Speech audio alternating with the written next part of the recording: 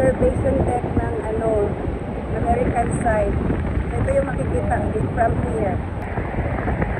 So yan yung falls dyan. Yan yung falls.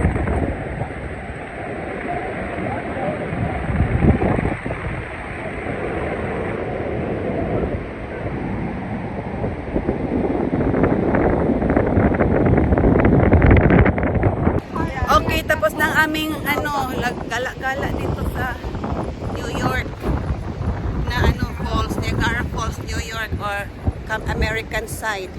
Ayan na, uwian na kami. Hindi, pupunta po na kami doon sa sa Buffalo. Ayan sila.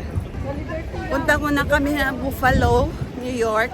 Kain muna kami doon ng mag-Dunkin Donut kasi American talaga yung Dunkin Donut. So magkain tayo doon, snack tayo kasi nakakauhaw, sobrang init ngayon.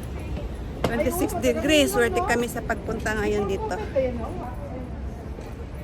So ayan, baba na kami, pupunta na kami sa sasakyan kung saan na kami nakapark.